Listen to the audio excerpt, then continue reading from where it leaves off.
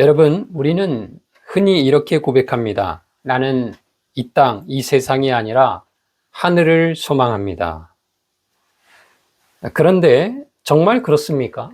정말 우리의 마음 깊은 곳에서 이 땅이 아닌, 이 세상이 아닌 하나님의 나라를 소망하고 있습니까?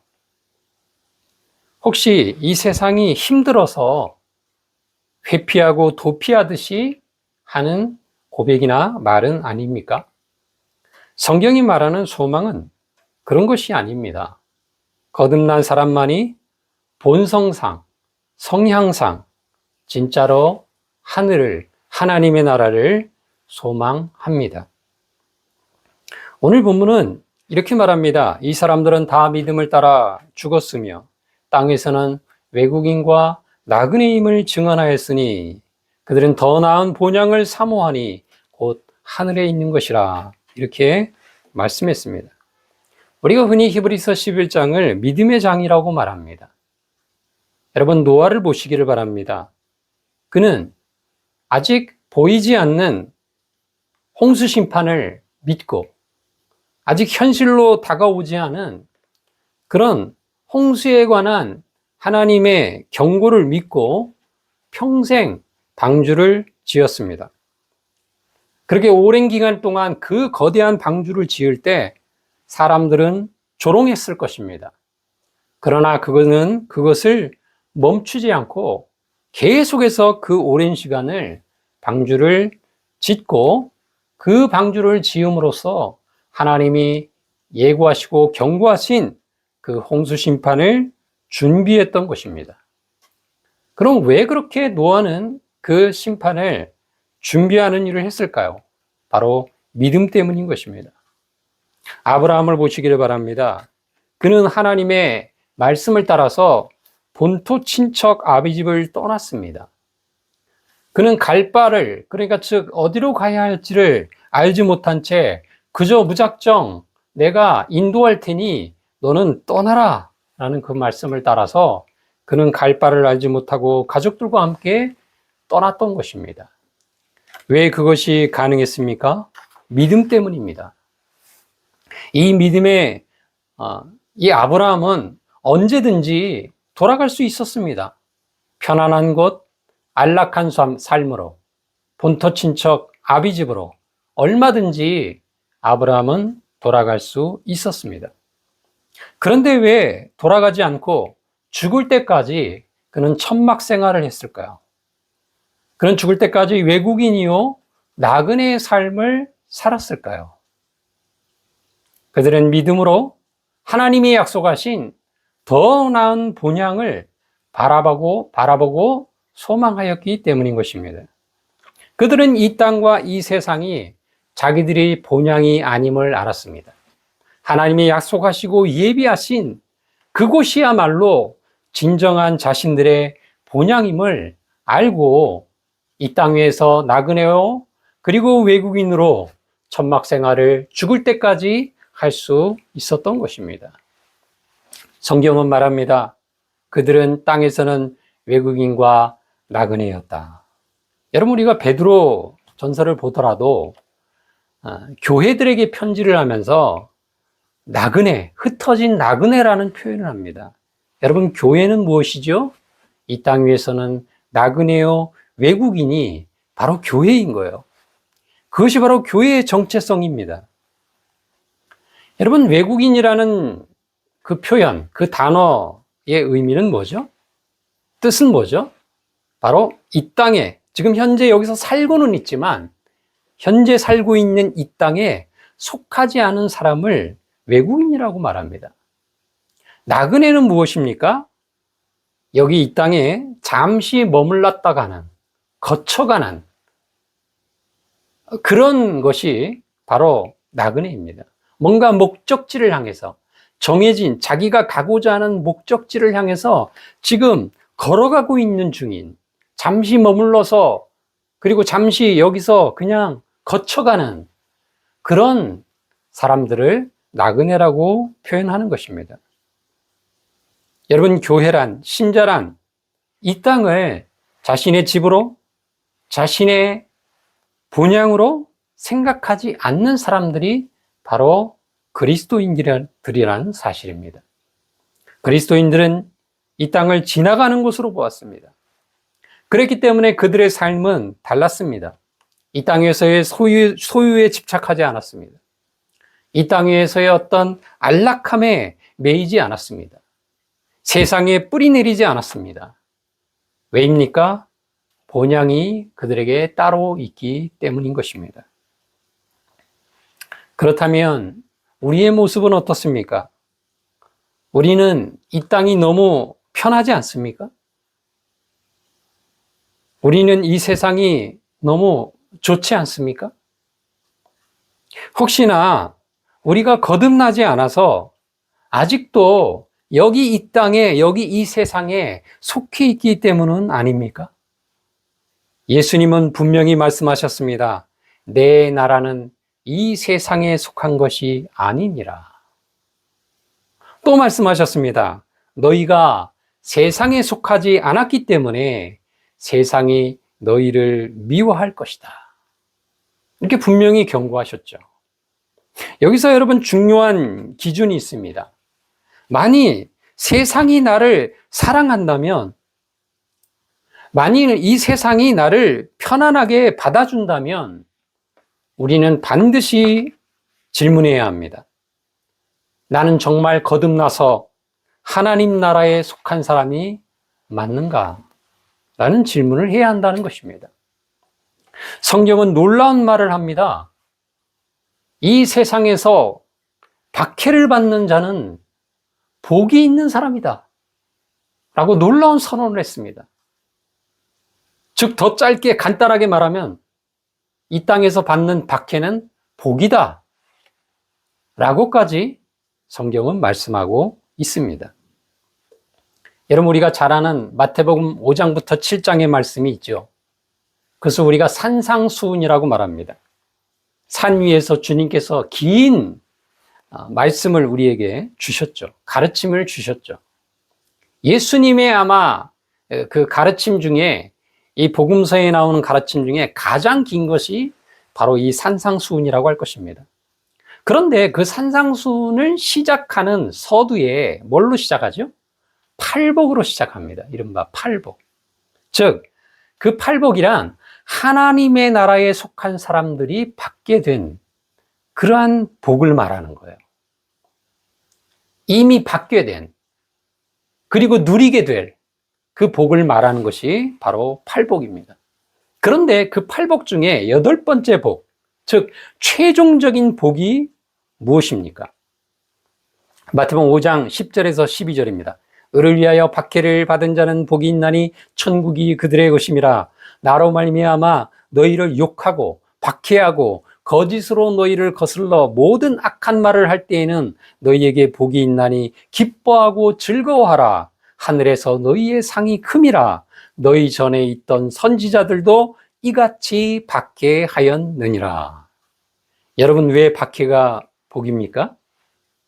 바로 이 땅에서, 이 세상에서 박해를 받는 것이 내가 거듭나서 하나님 나라에 속하였다는, 바로 하나님 나라에 속한 자의 증거이기 때문인 것입니다. 세상은 하나님께 반역하였기 때문에 하나님을 본성적으로 미워합니다. 그렇기 때문에 하나님에게 속한 사람도 미워합니다.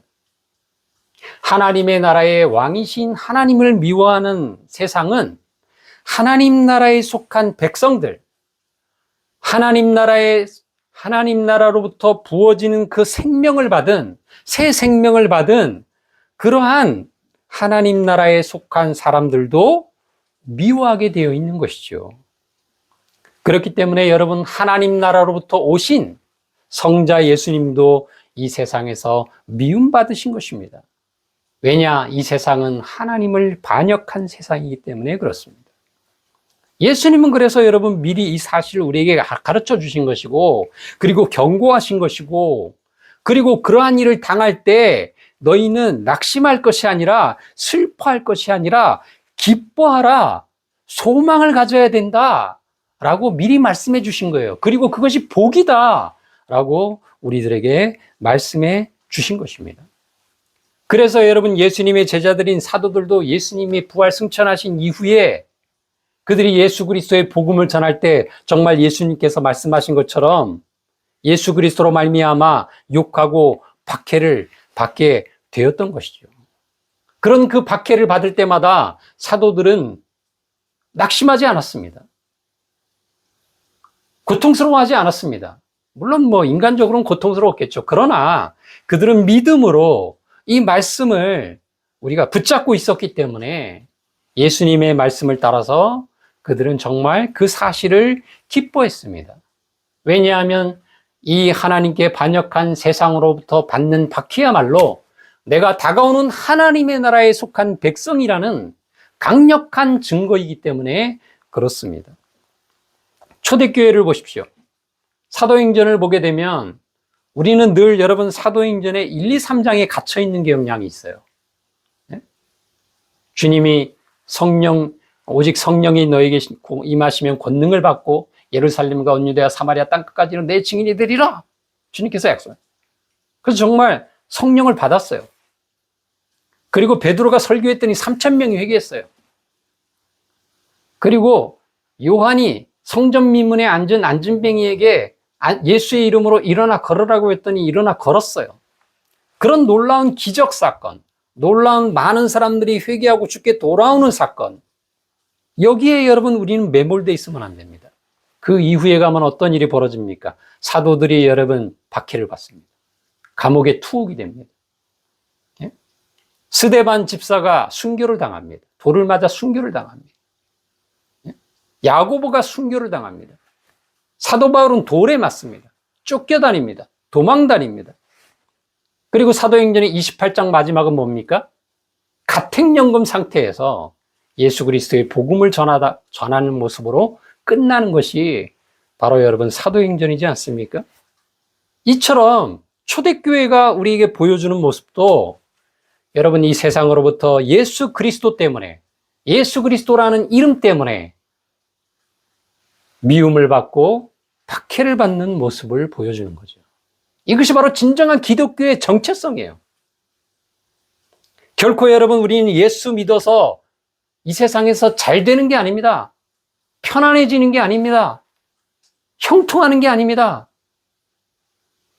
어떻게 보면 예수를 믿지 않았다면 오히려 이 세상에서 편안하게 그렇게 살다가 지옥 갈 수밖에 없는 사람들이 오히려 예수 그리스도를 만나서 이 세상으로부터 미움을 받고 박해를 받는 모습으로 살아가다가, 즉 나그네와 외국인으로 살다가, 그러나 그럼에도 불구하고 믿음으로 하나님의 약속을 붙잡고 본향을 찾는 자로 살아갔다는 것이 바로 성경이 우리에게 보여주고 있는 그런 진정한 하나님 나라의 백성의 모습, 거듭난 하나님의 사람의 모습이라는 사실을 우리들은 여러분 이 진리를 잊어버리면 안 됩니다.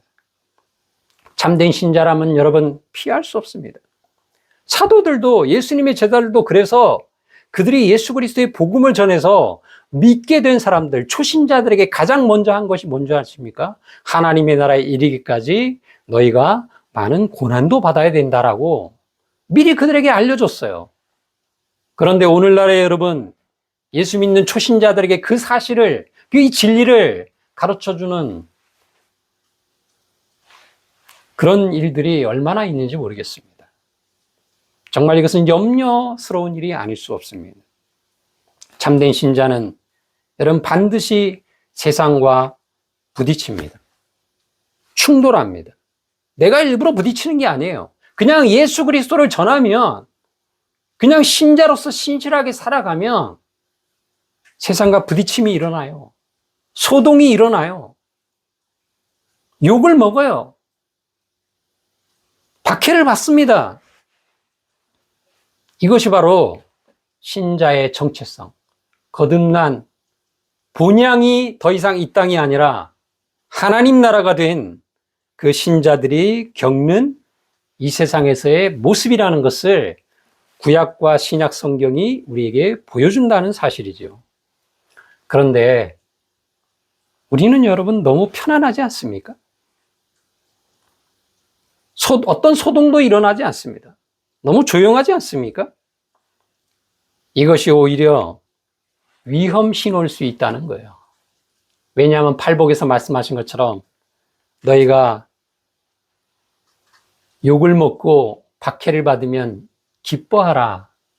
너희 전에 있던 선지자들, 구약의 선지자들도 이같이 박해를 받았다라는 그 주님의 팔복의 말씀에 따르면 오히려 이 세상에서 편안한 것은 여러분 위험 신호라는 거죠. 복의 신호가 아니라. 여러분, 그러면 왜 이런 차이가 생길까요? 왜 그냥 이 땅에서 편안하게 살아가던 사람들이 갑자기 이 사람들이 가는 곳마다 소동이 일어나고 욕을 먹고 박해를 받는 이런 일들이 벌어지는 걸까요? 그것이 바로 여러분 거듭남 때문입니다. 거듭남은 단순한 변화가 아니에요. 생명이 바뀌는 사건입니다. 존재가 바뀌는 사건입니다. 새로운 생명을 받는 거죠. 눈에는 보이지 않아요. 이 생명의 탄생은 눈에는 보이지 않지만 영적인 것이기 때문에 분명히 존재하는 거예요. 그래서 생명이 바뀌고 존재가 바뀌고 소속이 바뀌는 거예요. 거듭나기 이전에는 이 하나님께 반역한 반역의 세상에 속했던 사람이 거듭난 이후에는 하나님 나라에 속한 사람이 되는 거예요. 그렇기 때문에 거듭난 이후에는 이 반역 세상으로부터 욕을 먹고 박해를 받게 되어 있다는 거예요. 그리고 거듭난 사람은 새로운 감각이 생깁니다. 이전에는 하나님이 느껴지지 않았습니다. 죄를 지으면서도 그가 죄인지도 몰랐습니다. 그냥 법적인 법망만 피하면 그러면 아무런 죄도 짓지 않은 거라고 생각했습니다. 그런데 이제 거듭난 사람에게는 하나님이 실제가 됩니다. 이전에는 거듭나기 이전에는 죄라고 생각하지 않았던 것이 죄라는 것이 느껴집니다. 죄를 짓는 그것에 대해서 굉장히 고통스러워합니다. 그래서 죄가 미워집니다. 죄 짓는 자기 자신도 심지어 미워하게 됩니다. 그리고 하나님의 나라를 갈망하게 됩니다. 이것이 바로 여러분 생명의 증거라는 거죠. 그리고 반드시 이렇게 됩니다. 본향을 찾는 자가 되는 겁니다. 여기서 찾는다라는 얘기는 추구한다, 갈망한다, 애쓴다라는 표현이죠. 거듭난 사람은 자동으로 하나님의 나라를 갈망하게 되어 있습니다. 여기 이 세상이 아닌, 이 세상에서 주인공 되고 대장 되려고 하지 않아요. 하나님의 나라를 갈망합니다. 하나님의 나라를 추구합니다. 하나님 나라의 보화를 쌓는 사람이 됩니다. 여러분, 이것은 단순한 신앙 이야기가 아닙니다. 종교 이야기가 아닙니다. 생명이냐 사망이냐의 문제입니다. 천국이냐 심판이냐의 문제입니다. 지금 우리는 모두 두 나라 사이에 서 있습니다. 사단과 아담으로부터 비롯된 반역의 나라와 하나님의 나라, 이 두 나라 사이에 모든 사람들은 서 있는 겁니다. 이 시간 여러분에게 질문을 드리고 싶습니다. 당신은 어느 나라에 속해 있습니까? 당신은 어디가 본향입니까? 반역의 이 세상입니까?